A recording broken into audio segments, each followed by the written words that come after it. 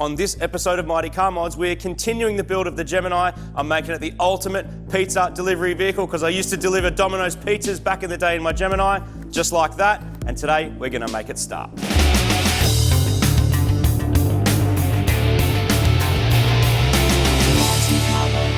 Next step on the Gemini build is the fuel system. I have this beautiful custom-made fuel tank that Hani at Hack Fabrications made for me with my fuel hanger. Now this is how it comes. You need to put a fuel pump into it. You also need to wire it. Now David's coming to finish off the wiring very soon, which means I got to get my ass into gear and get this side of things plumbed. So essentially I am plumbing the car. That fuel pump there will supply enough fuel for approximately 400 horsepower, which is well comfortably above my power target. So one pump will be enough, but if it's not, it's easy to add more. You can put up to 3 in here. So that's step 1. Let me show you step 2. These are the old fuel lines. This is what was in the Gemini. We pulled them out when we were doing paint. They're quite small. They're fine for supporting 50 horsepower, 60, maybe even 100. But beyond that, you are going to run out of fuel, especially with a high pressure EFI fuel system. But these are not a waste of time. I can use them as templates because I am going to have to bend up new fuel line. You can get hard line like this in stainless or aluminium, depending what you want to do. I haven't done it much before, so I kind of been putting it off because I didn't know if I'd be able to do it. I have the tools to do it, tube benders, flaring tools, and also a tool to straighten this stuff out. I'm just going to go for it and let's all cross our fingers that it's going to work. To bend a tube like this without kinking it or restricting flow, you need a tube bender of some description. This helps you get the curves the correct radius to suit your application. There is hardly any room under the floor of a Gemini, and you can see from the original lines how many complex bends were required to even fit those tiny ones in.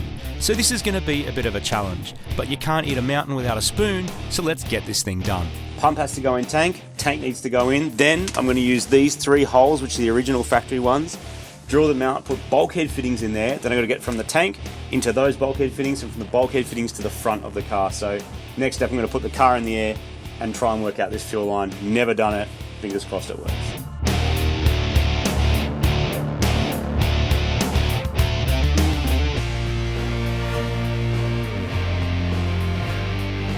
So I made myself a fuel line. It's a hard line. That is a -8, so plenty of fuel supply, and I followed the factory routing. The lines that the car comes with are very, very small. It didn't work. Sorry, Dave.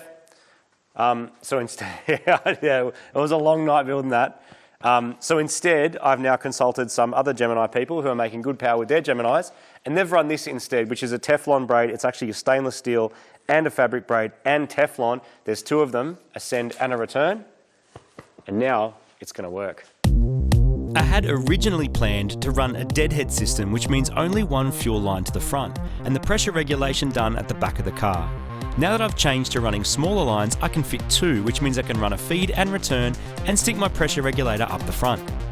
With a boost reference from that mad intake manifold, this will increase the fuel pressure as boost rises, making tuning a little bit simpler. While I sort that out, Dave is making big progress on wiring, with the engine harness wrapped, terminated and ready to be installed.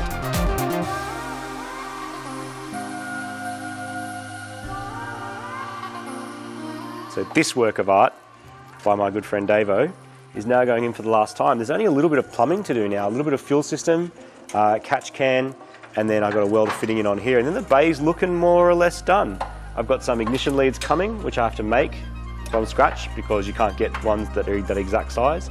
I've got to wrap the dump pipe, all little jobs, and then plumb the radiator. So there's probably still 2 or 3 days of work in it, even though it's starting to look pretty complete.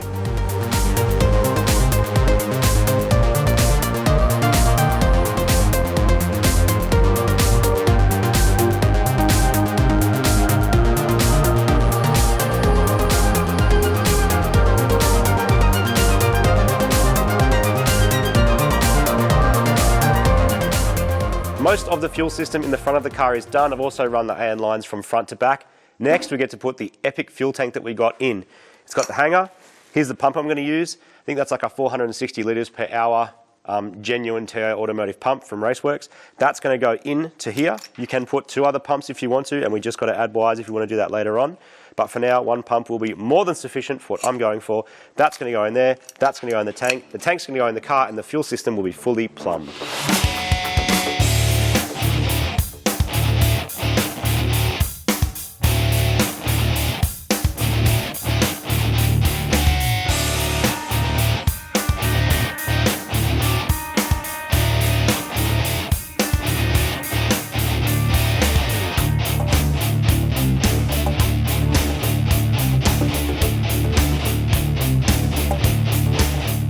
Thanks to the clever design of this tank, it uses the original mounting points and bolts.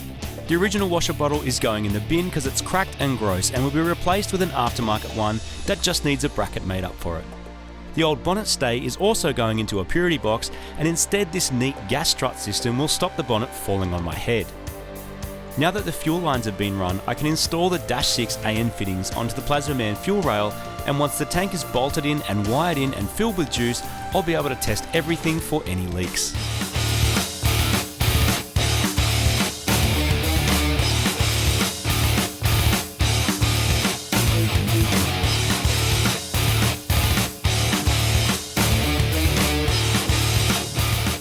Davo, the engine loom is done. Now we're moving on to the body.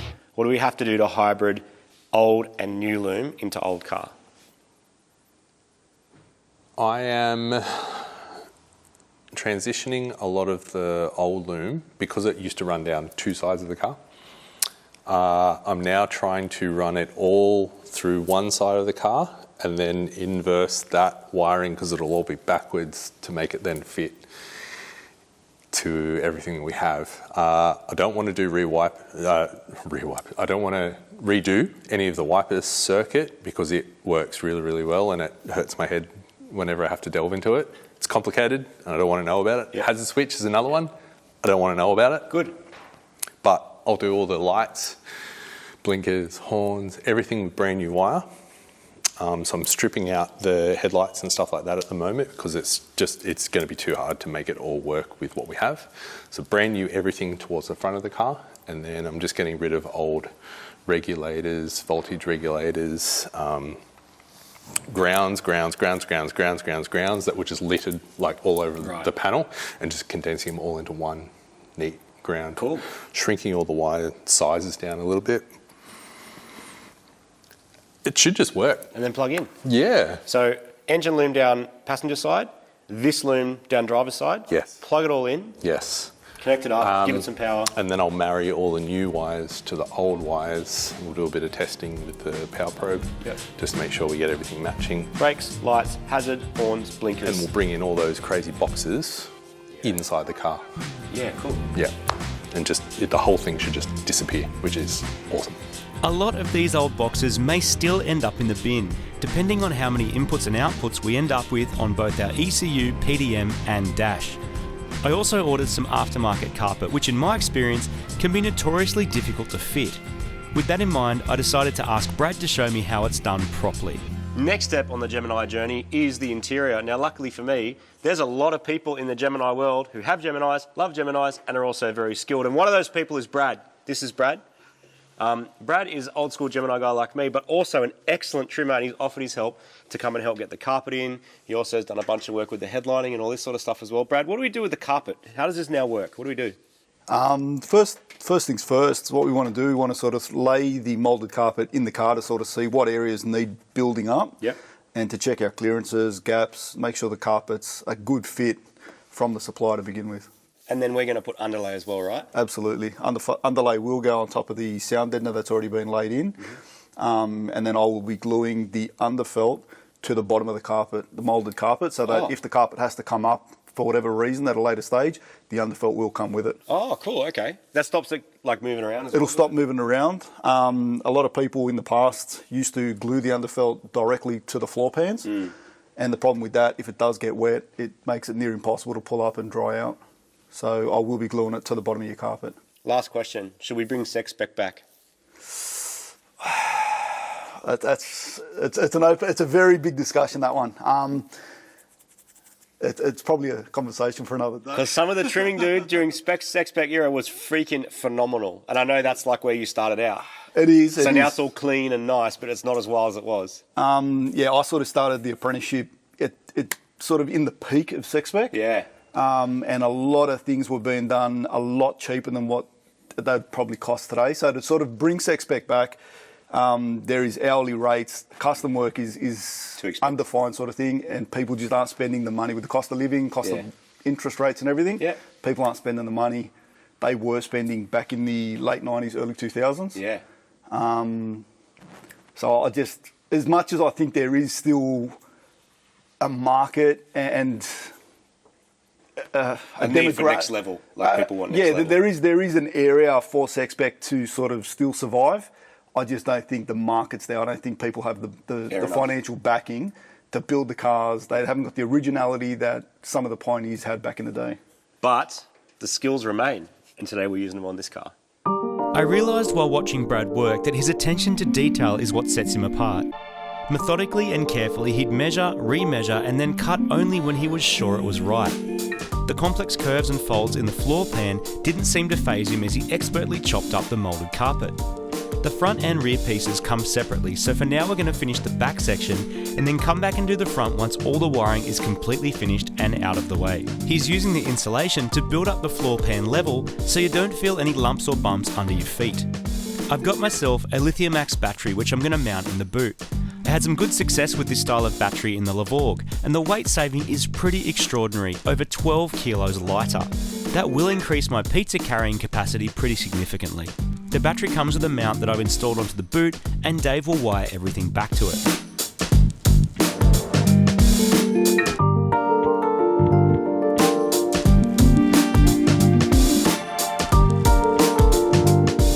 The intake manifold I got from Plasma Man comes with a water pipe that needs to be joined to the top of the radiator. I can't seem to get a hose with the right bends to suit my KE70 Corolla radiator, so instead I'm going to make a pipe out of aluminium and I'll join it with straight hose instead.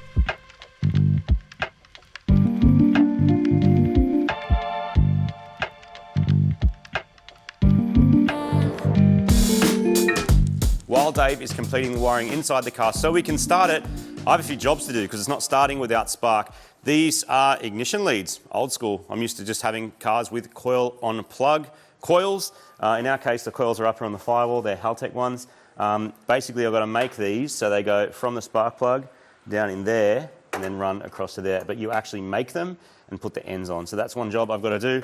Also got radiator things to do to get the pipe from the intake manifold into the top hose, and then also the bottom hose needs some clamps on it. Then I think we're done with water. We're going to get spark going, and I'm just helping Dave until we are ready to crank it and start it, which is the aim. It's happening in this episode. Although it might look roomy in this engine bay, there are a lot of essential parts that are all now fighting for space. The old 1.6 litre carby engine didn't need quite as much stuff to make it work, and the turbo hanging off the side definitely complicates things. I've got this overflow tank for the radiator which will fit snugly up front, and with it plumbed in I can fill the radiator with some Castrol green coolant concentrate mixed 50-50 with water. If nothing drips out, then it is a good day. So most of the wiring and plumbing is now done. Very happily, I filled it up with coolant and nothing's leaking out of it, which, considering how much of this cooling system I welded, that's an absolute miracle. Dave's wiring in the engine bay is pretty much done. He's just got to run a wire for the alternator and the starter motor, which are the big ones. All the coil wiring is done. Now, you might notice that there's no way currently for spark to get from the coils to the plugs. That's because I ordered the wrong kind of spark plug leads. So I have to make some. So they're on order and they'll be here in a day or two. So that's the last little bit we've got to do before we start it. We're still starting at this episode, even though this episode won't be today. It'll be tomorrow or the next day, whenever the spark plugs leads get here. But in the engine bay, we're looking pretty done, actually. So now most of the work will move on to the inside of the car and the boot, where Dave is organising wiring for the battery, a couple of relays, fuel tank, and make that all nice and neat. And then the loom inside the car, which is actually the most complicated bit to get the blinkers and the lights and the heater box and all the stuff that's originally in the car working. We're making some excellent progress. Some run-in oil is going into the engine, which I will change when we're on the dyno. Then the next job is the spark plug leads, which I actually had to do twice because the first kit I got had the wrong terminals in it. Dave has now got to get the starter hooked up, which means I need to get us some fuel to fill the tank so I can check the whole fuel system for leaks.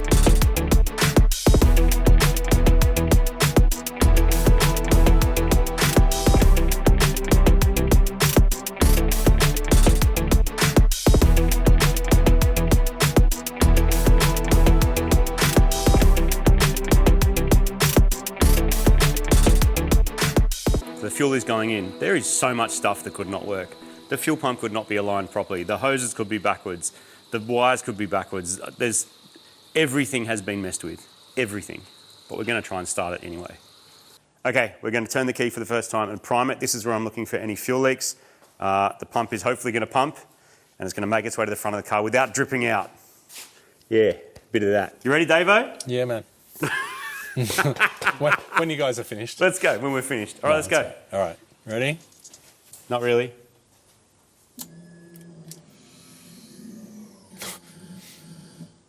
Well, I think that's a good sound. it was a good sound. Yeah.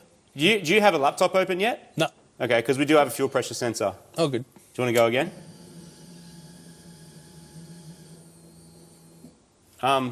Yeah, man. Just check if anything drips out now, right?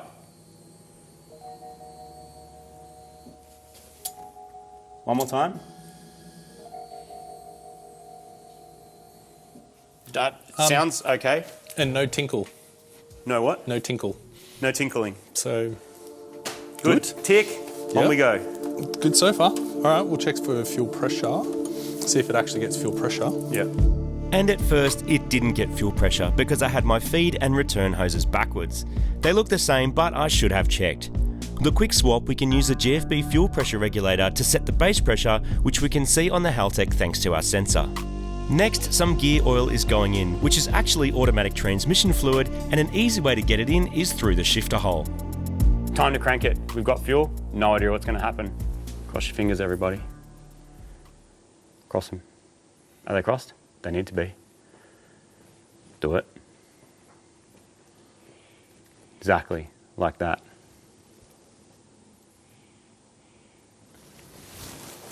Oh, wasn't it going to crank? Oh, were you waiting for me Yeah.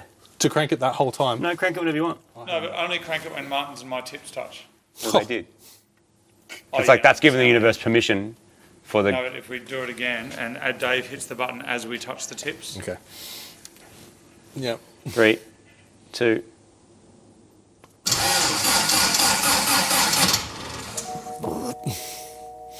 Well, you got RPM, That's good. so that's something. I'm surprised. I forgot to turn the injectors off, so that's also another. Can you please turn the injectors off? Oh, I'm going to turn the I don't want injectors it to run off yet.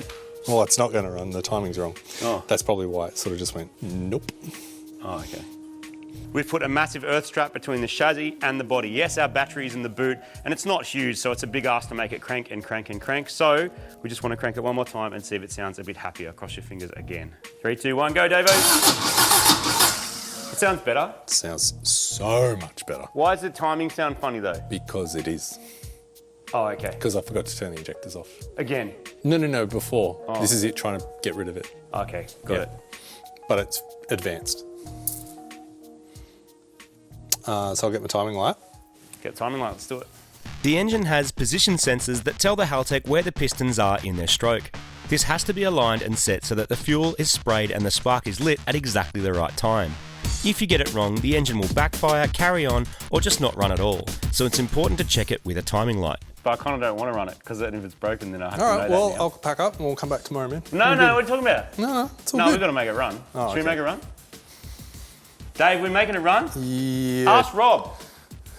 He Hey, came Rob. all the way from Japan to see this because he saw the car running the last time it ran and literally pulled the engine Oh, out, that which is is why I true. have no engine. That is full circle, isn't it? It's a massive full circle. That was Full- 2018. Full rebirth. This is, All right. This is Neo. Are we coming starting out. it or not? Yeah. Turn the fuel injectors on, please. God. I don't know what I've set the fuel injectors up as. I don't know what they are. Oh, look. I probably should do a bit more work on this, actually, Yeah, all right. Do rather that. than just throw a haymaker.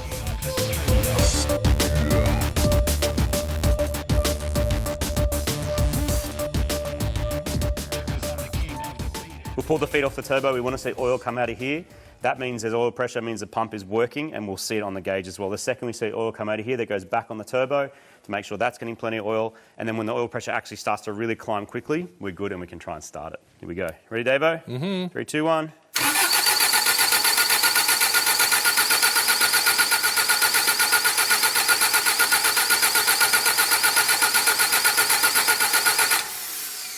Nothing. No oil I pressure. reckon it's the air pressure it's seeing. All we can do is keep trying. I spoke to Darren, who assembled the engine. He said, sometimes it takes time, just keep going. Like, okay, mate, if you say so. 3, 2, 1. Ready, Davo? Yep. Tell me if we get any pressure at all. Yep, ready? Here we go. Yes. How much? 37. 37. Yeah. It's got it. Just straight away. Oh, look. Oh, yes. Successful dribble. That's all anyone wants, a successful dribble. Yep. Just needed one more. Got oil pressure. Dave has enabled the injectors. He's just made a map to try and get it to start and idle. Again, let's do it. Yep. Okay. Go. Alrighty.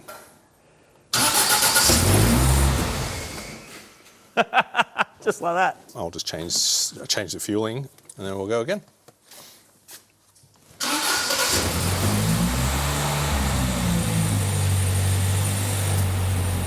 The Gemini lives. It lives. And just sounds good. It sounds really good, actually, doesn't it?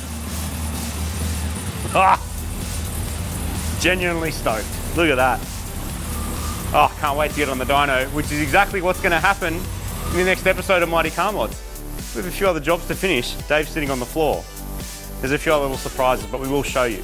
It's coming, people, next time. Well done, mate. You know why it started? Because our tips touched. Oh, that time that we did the docking. Yep. And we worked on the car. Exactly. Martin, some absolute legends coming down to work on this car. Yep, there has been. Like Dave, Yep. what a dude. What an absolute legend. And not an easy job. A full rewire from scratch is a huge job, but thanks to his efforts and the efforts of a lot of very, very awesome people that I'm very happy to call mates, this is where we're at. Now, the dyno is next, and we will take you with us when we dyno it. But Next episode, not- which is pretty exciting because we're going to throw it on there, we're going to run up some power. We are, and then we're completely finished, and that's coming at you next episode, I guarantee you. We are doing that, just not in the very, very next episode, because I didn't get this far to like rush the last little bit. I got to run it in because brand new fresh engine, got to put some Ks on it, got to make sure nothing leaks out of it. I don't want to get the dyno like prematurely and then blow the thing up. So you won't see the next episode. But there is some cool stuff coming, like the thing you've been working on. I have been working on something else. We're giving a car away, Martin, as well, next episode. So it's another couple of weeks worth of work. I reckon, yeah, maybe 2 weeks worth of work, and then this thing will be on the dyno, all going well. Maybe sooner, maybe later, I don't know. But I don't want to rush this bit because this is like the special fun bit. Okay, no worries. Well done. What an amazing build. I can't wait to see how much power it makes. I can't wait to go for a drive on it. Yep. If you did want to join the celebration of this build and you wanted to grab one of these posters, these are all over in just a couple of days. These are the individually signed Gemini posters, this amazing artwork done by our mate Jess Darmy. If you click on the link now and it says they're gone, that just means they're gone. It's all over. Get on it. We will never, ever, ever make these available again. It's strictly limited time. So if you want to grab one, grab yours now. Other than that, Martin, well done. Good job on everybody that worked on this car. Particularly want to say, Martin, thank you to you, because for a lot of this build, I was overseas doing Top Gear and Martin was here by himself doing this stuff. And it's hard and lonely sometimes in the shed when you're by yourself. What you've watched in the last 5 or 6 episodes is actually 9 months of work. So in a couple of weeks, 9 months compressed into a couple of weeks, but I'm so happy with how it's turned out. And a big shout out to Domino's Australia too, who helped push it forward and make it happen in such a quick amount of time. And once it's working, I'm going to deliver some pizzas, but I'm going back to where I started with my Gemini, getting some pizzas delivered, and I'm going to probably eat one myself too while I'm in there. Martin, I've got one more call out to do, if you don't mind. If I can just take 30 seconds to I just want to thank a couple of friends of mine. Is that all right? There you go. I would like to thank all 38 of the Unicorn Circuit viewers. Fair. We have a second channel, MCM TV2, and we do a weekly show called the Unicorn Circuit. It was on that show that we thought, hey, maybe we could ask Domino's to help. All of the viewers of that show got behind it. They contacted Domino's. They spoke to us. They sent us emails. And that is kind of how this whole thing happened. So if you are one of the viewers of the Unicorn Circuit, just want to say a massive thank you. And if you haven't checked out the show yet, jump over to the second channel. It's pretty good, just saying. The 37 people that watch it regularly, they really enjoy it, and you might enjoy it too. So there it is. And made it happen, pushed it forward, made it happen, and means we could keep coming out with content pretty much weekly to get this thing done. So yeah, a few more little jobs to do, but we'll get there. Good job, Martin. All right, people, last chance. Links Grab there. yourself a poster. Click the thing. See you next week. We are giving away a car next week, and I'm giving it away. So Not you know this it's one. going to be a good one. Not this one, but it's almost as cool. Bye.